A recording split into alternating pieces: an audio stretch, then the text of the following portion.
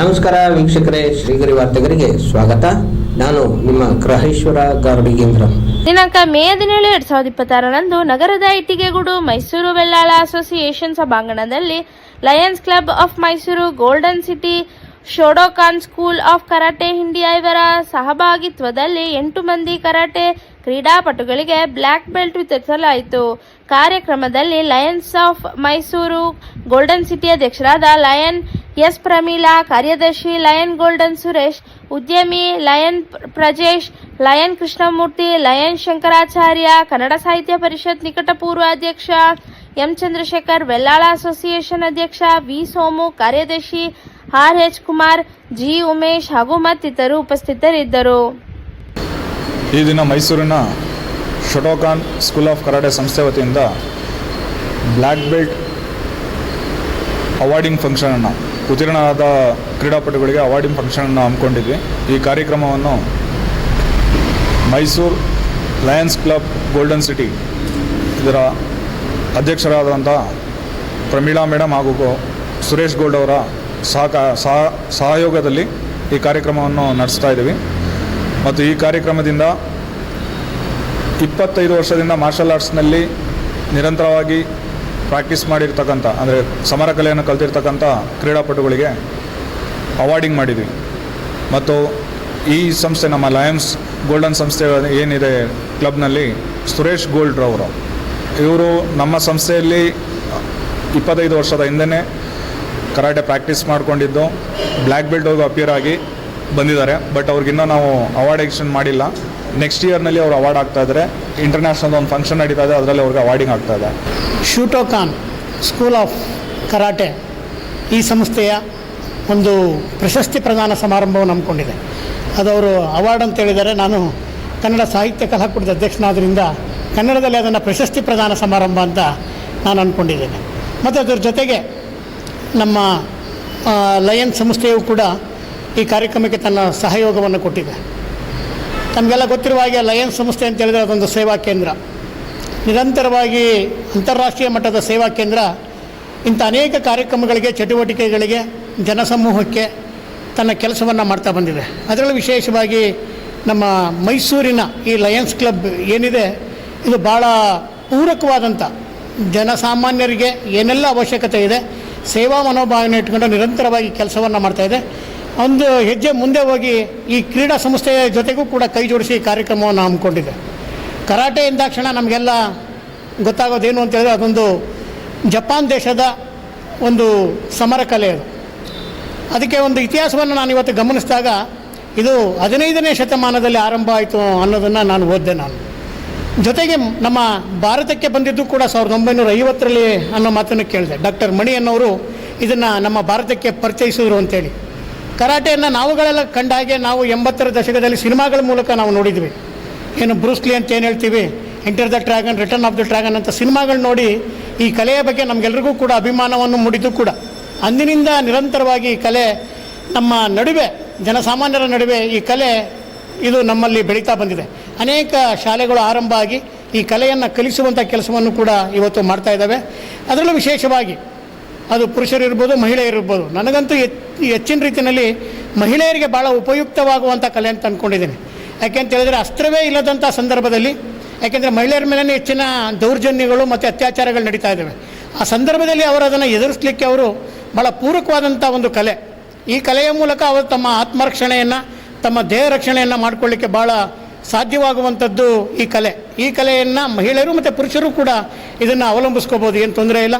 ಅದರಲ್ಲೂ ವಿಶೇಷವಾಗಿ ಇವತ್ತು ಶಾಲಾ ಕಾಲೇಜುಗಳಲ್ಲಿ ಈ ಒಂದು ಕಲೆಯನ್ನು ಪ್ರೋತ್ಸಾಹ ಮಾಡುವಂಥ, ಅದಕ್ಕಾಗೇ ಏನಿವತ್ತು ನಾವು ವ್ಯಾಯಾಮ, ಕ್ರೀಡೆ ಅಂತ ಏನು ಹೇಳ್ತೀವಿ, ಆ ಸಂದರ್ಭದಲ್ಲಿ ಈ ಕರಾಟೆ ಕಲೆಗೂ ಕೂಡ ಹೆಚ್ಚಿನ ಪ್ರೋತ್ಸಾಹವನ್ನು, ಸಹಕಾರವನ್ನು ನಮ್ಮ ಸರ್ಕಾರವೂ ಕೂಡ ಶಿಕ್ಷಣ ಸಂದರ್ಭದಲ್ಲಿ ಇದನ್ನು ಕೊಡಬೇಕು.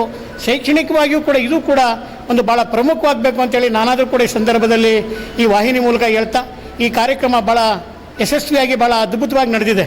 ಅದರಲ್ಲೂ ನಮ್ಮ ಯೋಗೇಶ್ ಮಾಸ್ಟರ್ ಅವರು ಈ ಕಾರ್ಯಕ್ರಮವನ್ನು ಇಲ್ಲಿ ನಡೆಸ್ಕೊಟ್ಟಿದ್ದಾರೆ. ಅವರೇ ಹೇಳಿದ ಹಾಗೆ 25 ವರ್ಷಗಳಿಂದಲೂ ಕೂಡ ಅವರು ತೆಗೆದುಕೊಂಡಂಥ ತರಬೇತಿಗೆ, ಅದಕ್ಕೆ ಅಂತಿಮವಾಗಿ ಆ ಬ್ಲ್ಯಾಕ್ ಬೆಲ್ಟನ್ನು ಕೊಡುವಂಥ, ನಾವು ಯಾವಾಗಲೂ ಮಾತಾಡ್ತಾ ಇರ್ತೀವಿ, ಇವೇನು ಬ್ಲ್ಯಾಕ್ ಬೆಲ್ಟ್ ಅಂತೀವಿ ನಾವು.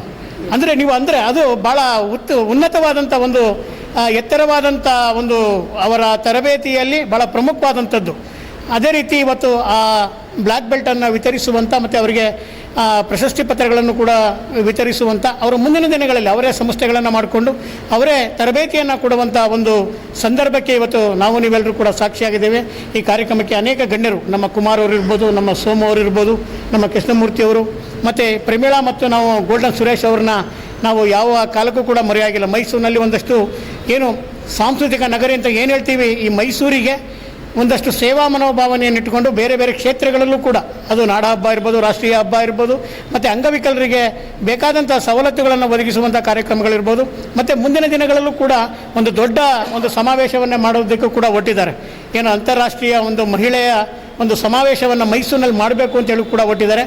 ಮಹಿಳೆಯರನ್ನು ಕೂಡ ಸಬಲರನ್ನಾಗಿ ಮಾಡಬೇಕು, ಅವರಲ್ಲೂ ಕೂಡ ಧೈರ್ಯವನ್ನು, ಸ್ಥೈರ್ಯವನ್ನು ತುಂಬಬೇಕು.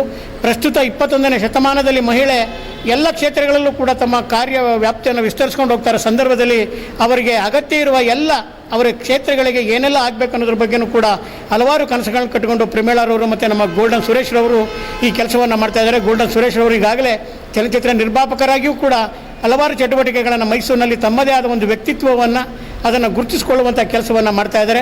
ಇವರಿಬ್ಬರಿಗೂ ಕೂಡ, ಇಬ್ಬರಿಗೂ ಅಷ್ಟೇ ಅಲ್ಲ, ನಮ್ಮ ಯೋಗೀಶ್ ಮಾಸ್ಟರ್ ಅವ್ರಿಗೂ ಕೂಡ ಈ ಸಂದರ್ಭದಲ್ಲಿ ನಾನು ಹೃದಯ ತುಂಬಿ ಅವರಿಗೆ ಅಭಿನಂದನೆಗಳನ್ನು ಸಲ್ಲಿಸ್ತಾ ಅವರ ಸೇವಾ ಕ್ಷೇತ್ರ ಇನ್ನಷ್ಟು ವಿಸ್ತರಿಸ್ಕೊಂಡು ಹೋಗಲಿ, ಇಂಥ ಕಾರ್ಯಕ್ರಮಗಳು ಹೆಚ್ಚು ಹೆಚ್ಚು ನಡೀಲಿ ಅಂತೇಳಿ ಆಶಿಸ್ತಾ ನನ್ನ ಮಾತುಗಳಿಗೆ ವಿರಾಮ ಹೇಳ್ತೀನಿ. ನಾನು ಗೋಲ್ಡನ್ ಸುರೇಶ್.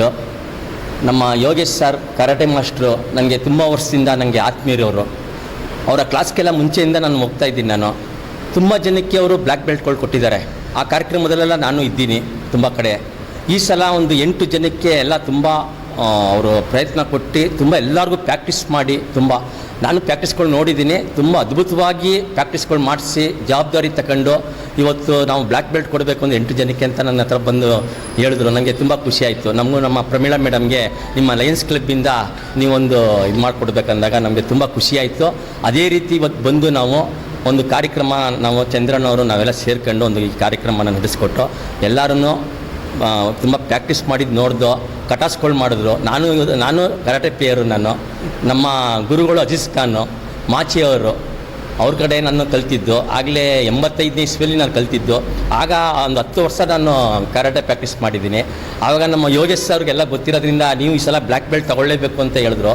ಇಲ್ಲ, ಆಗೋದಿಲ್ಲ, ನಾನು ಚೆಂದ ಪ್ರಾಕ್ಟೀಸ್ ಮಾಡಿ ನಾನು ತೊಗೊಳ್ತೀನಿ, ನೆಕ್ಸ್ಟ್ ಇದಕ್ಕೆ ನಾನು ತೊಗೊಳ್ತೀನಿ, ಈಗ ತುಂಬ ಬ್ಯುಸಿ ಇದ್ದೀನಿ, ಆಗೋದಿಲ್ಲ ಅಂತ ಹೇಳಿದೆ. ಯಾಕಂದರೆ ನಾನು ಕರಾಟೆ ಅಂದರೆ ನನಗೆ ತುಂಬ ಖುಷಿ ಆಗ್ತಿದೆ. ಯಾಕಂದರೆ ನಾನು ತುಂಬ ವರ್ಷ ಮಾಡಿರೋದ್ರಿಂದ. ಆಮೇಲೆ ಇನ್ನೊಂದು ಏನಪ್ಪ ಅಂದರೆ ಹೆಣ್ಮಕ್ಳುಗಳು ತುಂಬ ಜನ ಕಲಿತಾ ಇದ್ದಾರೆ. ಅವರು ಕಲಿಬೇಕು, ಅವರು ತುಂಬ ಜನ ಕಲಿತಾರೆ, ತುಂಬ ಹುಮ್ಮಸ್ಸಾಗಿ ಅವರು ಎಲ್ಲ ಬ್ಲ್ಯಾಕ್ ಬೆಲ್ಟ್ ಎಲ್ಲ ತೊಗೊಳ್ತಾ ಇದ್ದಾರೆ. ತುಂಬ ಇವೆಲ್ಲ ನೋಡ್ತಾ ಇದ್ದಾರೆ. ಇನ್ನೂ ಇವೆಲ್ಲ ನೋಡಿ ಎಲ್ಲರೂ ಕರಾಟೆ ಸೇರಿಕೊಂಡ್ರೆ ತುಂಬ ಧೈರ್ಯ, ಶಕ್ತಿ ಎಲ್ಲ ಬರ್ತದೆ ಅಂತ ನಾನು ಹೇಳೋಕ್ಕೆ ಇಷ್ಟಪಡ್ತೀನಿ. ಇವತ್ತು ಒಳ್ಳೆಯ ದಿನ. ಇವತ್ತು ನಮ್ಮ ಮೈಸೂರಿನ ಚಾಮುಂಡೇಶ್ವರಿ ತಾಯಿ ಎಲ್ಲರಿಗೂ ಆಶೀರ್ವಾದ ಇರಲಿ ಅವ್ರಿಗೆಲ್ಲ. ಯಾಕಂದರೆ ಇವತ್ತು ಒಳ್ಳೆಯ ದಿನ ತೊಗೊಂಡಿದ್ದಾರೆ. ಎಲ್ಲರಿಗೂ ಒಳ್ಳೆಯದಾಗಲಿ ಅಂತ ನಾನು ಹೇಳೋಕ್ಕೆ ನಾನು ಇಷ್ಟಪಡ್ತೀನಿ. ಕರಾಟೆ ಕ್ರೀಡಾಪಟುಗಳಿಗೆ ಬ್ಲ್ಯಾಕ್ ಬೆಲ್ಟ್ ವಿತರಣೆ ಕಾರ್ಯಕ್ರಮವನ್ನು, ಪ್ರಶಸ್ತಿಗಳನ್ನು ವಿತರಣೆ ಮಾಡೋ ಕಾರ್ಯಕ್ರಮ ಇಟ್ಕೊಂಡ್ರೆ ಭಾಳ ಅತ್ಯುತ್ತಮವಾದ ಕಾರ್ಯಕ್ರಮ ಮತ್ತು ಅರ್ಥಪೂರ್ಣವಾಗಿದೆ. ಇವತ್ತು ಅವರು ಭಾಳ ಶ್ರಮಪಟ್ಟು ಮಾಡಿರೋದು ನೋಡೋದು, ಅದು ನಮ್ಮ ಅಸೋಸಿಯೇಷನ್, ವೆಲ್ಯಾಳ್ ಅಸೋಸಿಯೇಷನಲ್ಲಿ ಮಾಡಿದ್ದಾರೆ. ಅವ್ರಿಗೆ ಒಳ್ಳೆಯದಾಗಲಿ. ಈ ಎಲ್ಲ ಕ್ರೀಡಾಪಟುಗಳು ಏನೇನೋ ಬೆಲ್ಟ್ಗಳು ಪಡೆದಿದ್ದಾರೆ, ಅವರು ಇನ್ನೂ ಮುಂದಕ್ಕೆ ಯಶಸ್ವಿ ಆಗಲಿ, ಇನ್ನೂ ಮುಂದಕ್ಕೆ ಹೋಗಲಿ. ಆಮೇಲೆ ಇದಕ್ಕೆಲ್ಲನೂ ಲಯನ್ಸ್ ಕ್ಲಬ್ ಅವರು ಮತ್ತು ಶೋಟೋಕಾನ್ ಕರಾಟೆ ಕ್ಲಬ್ ಆಫ್ ಇಂಡಿಯಾ ಅವರು ಭಾಳ ಪ್ರೋತ್ಸಾಹ ಮಾಡ್ತಾಯಿದ್ದಾರೆ. ಹಂಗೆ ಮುಂದಕ್ಕೆ ಇನ್ನೂ ಹೆಚ್ಚಿನ ಯುವಕರನ್ನ ಮಾಡಿ ಹೆಣ್ಮಕ್ಳು ಎಲ್ರಿಗೂ ರಕ್ಷಣೆ, ಸ್ವಂತವಾಗಿ ತಾವು ರಕ್ಷಣೆ ಮಾಡ್ಕೊಳ್ಳೋಂಥ ಅವಕಾಶಗಳು ಕಲ್ಪಿಸ್ಕೊಡ್ಬೇಕು. ಮತ್ತು ಈ ಕಾರ್ಯಕ್ರಮ ಭಾಳ ಅರ್ಥಪೂರ್ಣವಾಗಿದೆ. ಇಲ್ಲಿ ಬಂದಮೇಲೆ ನೋಡಿದ್ಮೇಲೆ ನಮಗೆಲ್ಲ ಭಾಳ ಅರ್ಥವಾಯಿತು. ಭಾಳ ಶಿಸ್ತಾಗಿ ನಮ್ಮ ಯೋಗೇಶ್ ಮಾಸ್ಟರ್ ಅವರು ಕಲಿಸ್ಕೊಟ್ಟಿದ್ದಾರೆ ಕರಾಟೆ ಪಟುಗಳಿಗೆ. ಮತ್ತು ನಿಮ್ಮ ಒಂದು ಸಮಸ್ಯೆಗಳು ಏನಿದೆ, ನಾವು ಲಯನ್ ಕ್ಲಬ್ ಜೊತೆಗೆ ನಾವು ನಮ್ಮ ಸಹಯೋಗದೊಂದಿಗೆ ನಿಮಗೆ ಕೈ ಜೋಡಿಸ್ತೀವಿ. ನ್ಯಾಷನಲ್ ಲೆವೆಲ್ಲು ಈ ಒಂದು 26 ವರ್ಷದ ಕೊನೆಯಲ್ಲಿ ಡಿಸೆಂಬರ್ನಲ್ಲಿ ನಾವು ನ್ಯಾಷನಲ್ ಲೆವೆಲ್ಲು ಒಂದು ಕಾಂಪಿಟೇಷನ್ನ ಮಾಡಬೇಕು ಅಂತೇಳಿ ಒಂದು ಅವರು ಗಮನಕ್ಕೆ ತಂದಿದ್ದಾರೆ. ಖಂಡಿತ ನಾವು ಆರ್ಗನೈಸ್ ಮಾಡ್ತೀವಿ. ನಮ್ಮ ಸಪೋರ್ಟು ನಮ್ಮ ಚಂದ್ರಣ್ಣ ಆಗಲಿ, ಸೊ ನಮ್ಮ ರಾಜು ಸರು, ಮುರಳಿ ಸರು, ಸೋಮು ಸರು, ಇವರೆಲ್ಲ ಒಂದು ನೇತೃತ್ವದಲ್ಲಿ ನಾವೆಲ್ಲ ಕೈ ಜೋಡಿಸ್ತೀವಿ ಅಂತ ಹೇಳಲಿಕ್ಕೆ ಇಷ್ಟಪಡ್ತೀನಿ. ಮತ್ತೆ ಮುಂದಿನ ವಾರ್ತೆಗರಿಯಲ್ಲಿ ಭೇಟಿಯಾಗೋಣ. ಶ್ರೀಗರಿ, ನಿಮ್ಮ ಮನದಾಳದ ಗರಿ. ನಮಸ್ಕಾರ.